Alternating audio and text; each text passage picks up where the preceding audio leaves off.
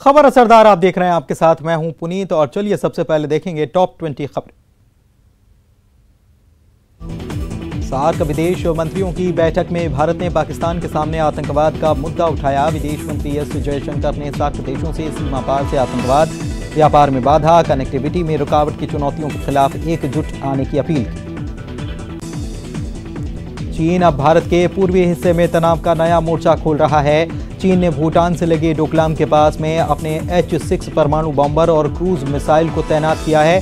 चीन इन विनाशकारी हथियारों की तैनाती अपने गोलमुड एयरबेस पर कर रहा है। एनसीबी के समन के बाद दीपिका गोवा से मुंबई पहुंच गई हैं, लेकिन दीपिका अब शनिवार को एनसीबी के सामने पेश होंगी, जबकि एनसीबी ने दीपिका को शुक्रवार को पूछताछ के लिए बुलाया था। दीपिका से ड्रग्स कनेक्शन मामले में पूछताछ की जाएगी। रिया चक्रवर्ती को अभी जेल में ही रहना होगा। रिया और उसके भाई की जमानत याचिका पर आज सुनवाई टाल दी गई। अब दोनों की याचिका पर 29 सितंबर को सुनवाई होगी। पीएम मोदी ने फिट इंडिया मुहिम की पहली वर्षगांठ के मौके पर संवाद किया। पीएम मोदी वीडियो कॉन्फ्रेंसिंग के जरिए देश भर की उन हस्तियों के साथ बातचीत करते नजर आए जो देशवासियों को फिटनेस के प्रति जागरूक करते हैं। भारत बायोटेक के कोवैक्सीन का फेज 3 ट्रायल अक्टूबर में शुरू होगा। 50% इफेक्टिव होने पर कोवैक्सीन को मंजूरी मिल सकती है। फेज 3 ट्रायल में करीब 25 से 30 लोगों को शामिल किया जाएगा। स्ट्रीट वेंडर्स को मुख्यमंत्री शिवराज की बड़ी सौगात, खाते में 10-10 हजार रुपए ट्रांसफर, 20,000 लोगों को दी गई राशि। मास्क नहीं पहनने पर गृह मंत्री नरोत्तम मिश्रा ने मांगी माफी। कहा, महसूस हुई कानून की अवहेलना, मास्क पहनूंगा, समाज से भी अब करूंगा अपील। नगर निगमों में महापौर के अप्रत्यक्ष निर्वाचन को सुप्रीम कोर्ट में दी गई चुनौती, कल होगी सुनवाई। हाई कोर्ट से मामला खारिज होने के बाद सुप्रीम कोर्ट में याचिका दायर। निजी स्कूलों में फीस को लेकर अभिभावकों को बड़ी राहत, फिलहाल ट्यूशन फीस ही ले सकते हैं school. Madhya Pradesh high court का आदेश। मध्य प्रदेश में हड़ताल पर अनाज व्यापारी, मंडी में अनाज खरीदी पर टैक्स कम करने की मांग। करोंद मंडी के 200 से ज्यादा व्यापारियों ने भी खोला मोर्चा। हरदा में किसान की खुदकुशी के मामले में अब आधिकारिक का पक्ष आया सामने। सहकारिता विभाग के सहायक आयुक्त ने कहा, कीटनाशक पीने वाला किसान सूरज बिश्नोई अपात्र, उसके नाम से 4 फर्जी बिल भी बने थे। सीधी में न्यूज 18 की खबर का बड़ा असर, शराबी पुलिसकर्मियों पर एसपी सख्त, 1 सस्पेंड 1 लाइन अटैच। वाहन चेकिंग के नाम पर लोगों से करते थे मारपीट और अभद्रता। छत्तीसगढ़ में भी कांग्रेस ने बनाई किसान मजदूर बचाओ आंदोलन की रणनीति। प्रदेश भर में प्रदर्शन के साथ चलेगा हस्ताक्षर अभियान, राष्ट्रपति को सौंपेंगे ज्ञापन। रायपुर में आईपीएल मैच में हाईटेक सट्टा, चलती कार में खिलाते थे सट्टा, 7 आरोपी गिरफ्तार, लैपटॉप, मोबाइल फोन और कैश बरामद। राजनांदगांव में नक्सलियों की करतूत, सड़क निर्माण में लगे 5 वाहनों को किया गया आग के हवाले। जगदलपुर में नक्सलियों के विरोध में युवाओं ने फूंका माओवाद का पुतला। सुकमा में नक्सलियों ने 4 ग्रामीणों को बनाया बंधक, लापता युवक की तलाश में गए थे ग्रामीण। नक्सलियों ने लापता युवक की पहले ही कर दी थी हत्या। आदिवासियों ने की ग्रामीणों को छोड़ने की अपील। कोरिया में न्यूज 18 की खबर का असर, खाड़ा बांध टूटने की जांच के लिए 3 सदस्यीय टीम का गठन। कलेक्टर ने 1 सप्ताह में मांगी रिपोर्ट। सैकड़ों एकड़ में लगी फसल हुई बर्बाद। छत्तीसगढ़ के कई जिलों में भारी बारिश की चेतावनी, मौसम विभाग ने जारी किया येलो अलर्ट। बिलासपुर, कोरबा, रायगढ़ में भारी बारिश की चेतावनी। मध्य प्रदेश में जारी है कोरोना का कहर, 24 घंटे में 2304 नए मामले आए सामने। बीते 24 घंटे में 45 मरीजों की मौत। खबरों को अब देखेंगे विस्तार से। मुरैना में सीएम शिवराज सिंह चौहान और सिंधिया बीजेपी प्रदेश अध्यक्ष वीडी शर्मा के घर पहुंचे। प्रदेश अध्यक्ष विष्णुदत्त शर्मा के पिताजी का निधन हो गया था। सीएम शोक का संवेदना व्यक्त करने के लिए मुरैना में उनके गांव पहुंचे थे। जिस वक्त सीएम का चॉपर वहां पर पहुंचा, उस वक्त वहां पर काफी अंधेरा हो चुका था, जिस वजह से हेलीकॉप्टर को लैंड करने में, उतरने में दिक्कत हो रही थी। इसके बाद वहां पर मौजूद गाड़ियों के हेडलाइट ऑन कर उसी रोशनी में हेलीकॉप्टर को लैंड कराया गया।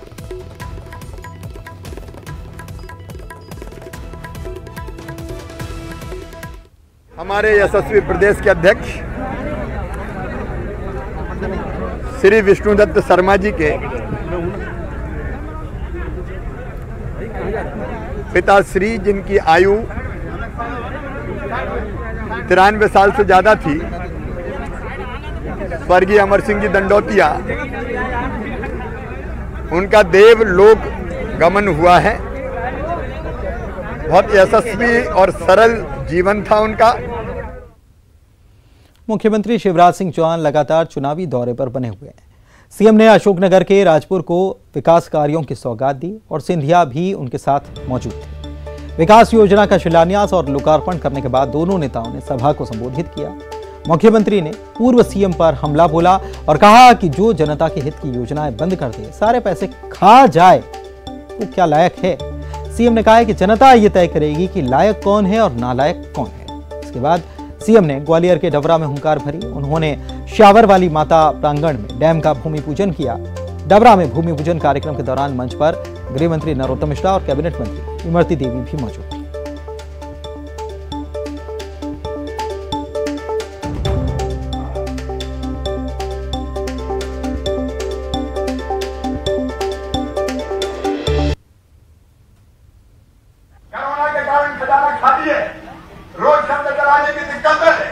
लेकिन मैं रोने वाला मुख्यमंत्री नहीं हूं, क्या करूं, पैसे नहीं है, पैसे नहीं है, पैसे नहीं है। अरे कहीं से भी लाऊंगा, चिंता क्या को करते हो। और कर्जा लूंगा, खुले आम कह रहा हूं, कर्जा लूंगा। जनता के लिए लेना चाहिए कि नहीं लेना चाहिए। अरे बहनों और भाइयों, कांग्रेसियों को सबक सिखाओ। बोलो कमलनाथ, दिग्विजय को सबक सिखाना जरूरी है कि नहीं? अरे वोट देना जरूरी है कि नहीं? आओ आज अपने मामा के साथ, राधानी सिंधिया जी के साथ संकल्प लो। इस बार इतने वोटों से जसपाल को, भारतीय जनता पार्टी को जिताओगे कि कांग्रेस धोखा करना भूल जाएगी। हमारी सोच थी कि जो शिवराज सिंह जी ने एक लंबी लकीर खींची थी विकास की, प्रगति की, संवेदनशीलता की, उससे ज्यादा लंबी लकीर कांग्रेस की सरकार बनाएगी। और आज मैं दावे से कह सकता हूं, कमलनाथ जी सुन लीजिए, अगर आप मुख्यमंत्री बने थे तो उसमें ग्वालियर चंबल संभाग का महत्वपूर्ण योगदान था, जहां 34 में से 26 सीटें कांग्रेस ने जीती थी। मेरे भाई और बहनों, 15 महीने की जो कांग्रेस की सरकार रही, उसने विकास और प्रगति की लकीर तो नहीं खींची, लेकिन भ्रष्टाचार और वादा खिलाफी की लकीर खींच के छोड़ दी। मुख्यमंत्री शिवराज सिंह चौहान ने कहा कि उपचुनाव को लेकर उनकी पार्टी के उम्मीदवार तय हैं, सभी लोग क्षेत्र में काम कर रहे हैं। प्रत्याशियों के नामों को लेकर पहली बार शिवराज सिंह चौहान ने बयान दिया। अब साफ हो गया कि जो लोग कांग्रेस छोड़कर बीजेपी में आए हैं, वे लोग बीजेपी के उम्मीदवार भी होंगे। बीजेपी प्रत्याशियों की घोषणा कब तक करेगी? हमारे तो घोषित ही है, उसमें अधिकृत ही है, सब काम कर रहे हैं। बीजेपी प्रत्याशियों की घोषणा कब तक करेगी? हमारे तो घोषित ही है, उसमें अधिकृत ही है, सब काम कर रहे हैं।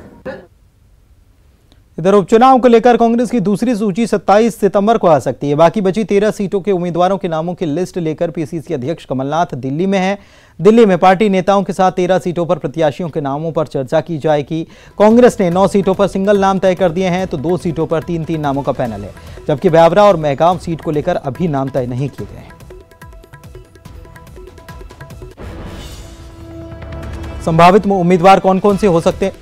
पंकज उपाध्याय जौरा से, अजब सिंह कुशवाहा सुमावली से, राकेश मावई मुरैना से, सतीश सिकरवार ग्वालियर पूर्व से। कांग्रेस इन पर भरोसा जता सकती है, तो हरिवल्लभ शुक्ल को पौरी से टिकट दिया जा सकता है, ये संभावित बता रहे हैं आपको। इसके अलावा भाई साहब यादव जो हैं मुंगावली से, इन पर भरोसा जताया जा सकता है। तो पारुल साहू सुर्खी से उन्हें टिकट मिल सकता है, ये संभावित उम्मीदवार हैं। राजनारायण सिंह तोमर मांधाता से, राकेश पाटीदार सुवासरा से और पंकज उपाध्याय जौरा से। ये 9 नाम आपको बता रहे हैं, जिन पर एक एक ही नाम सामने आया। और पेज किस पर फंसा हुआ है, देखिए मेहगांव में ये 3 नाम सामने आ रहे हैं, हेमंत कटारे, चौधरी राकेश सिंह और राहुल सिंह भदौरिया। ये 3 नाम मेहगांव सीट पर है। और बड़ा मलेरा की बात की जाए तो यहाँ पर यादव या लोधी किसे उतारा जाए, इसमें अजय यादव, दिनेश यादव और तिलक लोधी 3 ये यहाँ पर चेहरे हैं, जिस पर अभी फैसला लिया जाना है कि इनमें से किसको टिकट पार्टी देगी। कुछ जांच बाकी है। मैं समझता हूँ कि अभी लगेगा हमें 5-7 दिन। यानी इस महीने हो जाएगी तारीख? हाँ, कर लेंगे। लगभग तय हो चुकी है क्या? लगभग कुछ कहीं कुछ जानकारियाँ कमी रह जाती हैं। कुछ सर्वे रिपोर्ट आना आखिरी की बाकी है। हमारे प्रभारी मंत्री हम भेज रखे हैं, उनकी रिपोर्ट फाइनल स्टेज पे है, लगभग तय है। सीएम शिवराज ने कृषि बिल पर कांग्रेस के विरोध को लेकर हमला बोला और इससे कांग्रेस को ही किसान विरोधी बताया। कहा कि उन्होंने कृषि बिल को किसानों का हितैषी भी बताया और कहा कि कांग्रेस की फितरत झूठ बोलना है और भ्रम फैलाना है। दूसरी तरफ पूर्व सीएम कमलनाथ ने भी इस पर अपनी प्रतिक्रिया दी और उन्होंने सवाल कर दिया, निशाना साधा और कहा कि आज तक एक भी कदम क्या मोदी जी ने किसानों के हित के लिए कोई उठाया है क्या। और उन्होंने कहा कि मोदी सरकार केवल बड़े व्यापारियों को फायदा पहुंचाने के लिए ये काम कर रही है और किसानों की आत्महत्या के मामले भी मोदी सरकार के कार्यकाल और शिवराज सरकार के कार्यकाल में बढ़े हैं।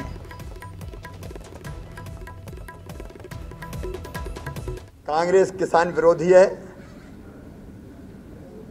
किसान द्रोही है। ये कृषि बिलों का विरोध करना, ये किसानों के साथ द्रोह है, भ्रम फैलाना, ये कांग्रेस की फितरत है। आज तक क्या मोदी जी ने एक कदम उठाया किसानों में? 2014 में कहते थे कर्जा माफ कर दूंगा, कहते थे इसको 50,000 50% कृषि क्षेत्र में फायदा होगा। सबसे ज्यादा किसानों की आत्महत्या हुई मोदी सरकार में और सबसे ज्यादा आत्महत्या हुई किसानों की शिवराज जी की सरकार में। और ये कहते हैं हम किसान के हितैषी हैं।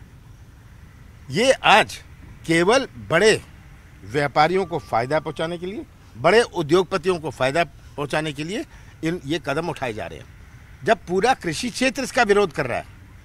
अगर इनको चिंता होती, ये कृषि संगठन से बातचीत करते, चर्चा करते, ऐसा फैसला करते, ऐसा कानून लाते जिससे हमारी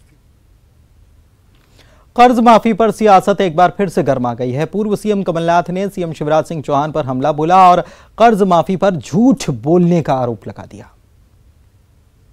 साल के बाद झूठ बोलने के बाद शिवराज सिंह जी ने सबक सीख लिया होगा, जब 2018 के चुनाव में मध्य प्रदेश के मतदाताओं ने, जनता ने शिवराज सिंह जी को घर बिठाया, पर वे बाज नहीं आने वाले हैं।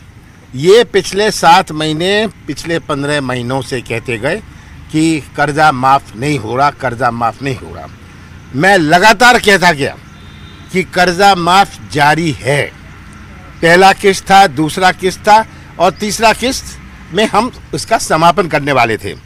हमें कुल आवेदन लगभग 50 लाख आवेदन आए थे। इसमें से बहुत सारे पात्र नहीं थे जो इनकम टैक्स देते हैं, जिन्होंने मकान के लिए लिया है। हमारा फसल ऋण का निर्णय था, फसल ऋण का हमारा आश्वासन था। पर ऐसे भी थे जिनके 2 खाते से ज़्यादा था, 1 खाते से ज़्यादा था। ऐसे थे जिनका 2 लाख से ज़्यादा था। इसमें से जो पात्र थे, हमने लगातार कहते रहे और शिवराज सिंह लगातार झूठ बोलते रहे, उनके मंत्रिमंडल के सदस्य, और उन्होंने बड़ी जल्दी ही सिंधिया जी को भी झूठ बोलना सिखा दिया। पहले क्या बोलते थे मैं उसके बारे में कहना नहीं चाहता। कहते रहे कि कोई कर्जा माफ नहीं हुआ। अब विधानसभा में परसों उनके ही मंत्री, उनके ही गवर्नमेंट ने अपने सिग्नेचर के साथ, अपने हस्ताक्षर के साथ पेश करी कि लगभग 27 लाख किसानों का कर्जा। और यहां रुक रहे हैं, एक ब्रेक के लिए, जल्द लौटेंगे। खबर असरदार आप देख रहे हैं, ब्रेक के बाद आपका स्वागत है। केंद्र सरकार के नए कृषि बिल के विरोध में आज सीएम भूपेश बघेल ने नागपुर से केंद्र सरकार के खिलाफ हमला किया। सीएम ने प्रेस कॉन्फ्रेंस कर कृषि बिल की खामियां बताई और किसानों के नुकसान होने की बात भी कही। भूपेश बघेल ने कहा कि बिल को लेकर राज्यों से राय तक नहीं ली गई। बिल से मंडी में काम करने वाले बेरोजगार होंगे। कांग्रेस बिल के खिलाफ आंदोलन करने वाली है।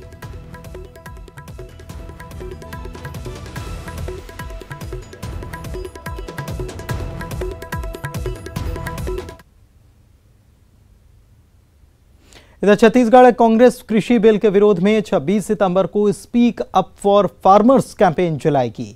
29 सितंबर को राजीव भवन से राजभवन तक पदयात्रा आयोजित कर राष्ट्रपति के नाम ज्ञापन सौंपा जाएगा।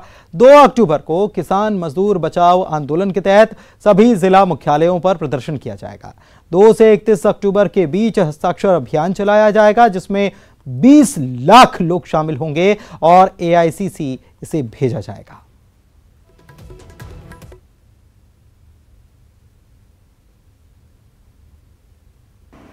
अभी लॉकडाउन का प्रभाव बताते हैं कि ये लॉकडाउन की वजह से।